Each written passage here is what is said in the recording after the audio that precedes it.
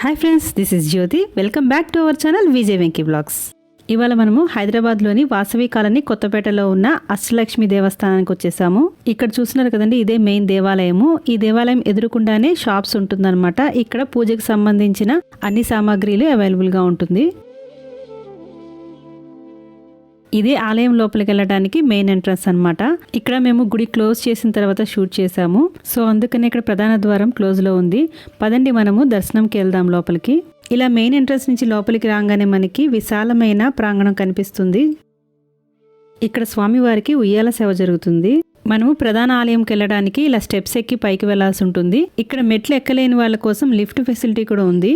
ఇలా మెట్లెక్కి పైకి వచ్చిన తర్వాత ప్రధాన ఆలయం లోపలికి వెళ్ళడానికి ముందర ఒకసారి ప్రదక్షిణ చేసుకుందాము. ఈ ఆలయం నిర్మాణం గురించి చూస్తే ఈ ఆలయం అయితే 1996లో కంచి కామకోటి పీఠం వారి ఆధ్వర్యంలో నిర్మించారు. ఆలయం అయితే చాలా అద్భుతంగా ఉంది ఆర్కిటెక్చర్. అలాగే ఇక్కడ ఆలయం యొక్క మెయింటెనెన్స్ కూడా చాలా బాగుంది. అలాగే ప్రధాన ఆలయం పైన ఉన్న గోపురాలు కూడా చూడండి, అమ్మవారి విగ్రహాలతో చాలా చక్కగా నిర్మించారు. ఇంకా ఆలయం ప్రాంగణం చూడండి, చాలా పీస్ఫుల్ అట్మాస్ఫియర్. మేము వెళ్ళినప్పుడు అంత పెద్ద క్రౌడ్ ఏం లేదు.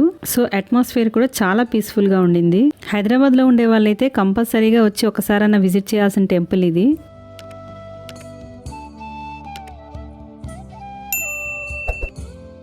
ఇది ఆలయం యొక్క సైడ్ వ్యూ. ఇక్కడే దర్శనం చేసుకుని వచ్చిన వాళ్ళకి ప్రసాదాలు అయ్యి డిస్ట్రిబ్యూట్ చేస్తున్నారు.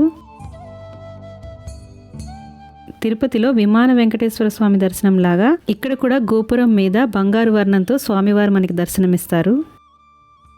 ఇంకా మనము దర్శనానికి లోపలికి వెళ్ళిపోదాం పదండి. ఇక్కడ మనకి లోపలికి వచ్చిన వెంటనే మొదటిగా ఇది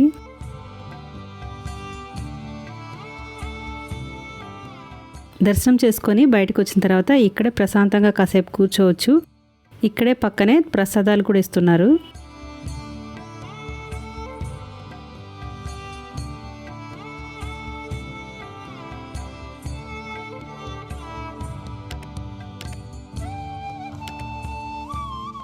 ఇక్కడే స్వామివారికి కళ్యాణ మండపం కూడా ఉంది.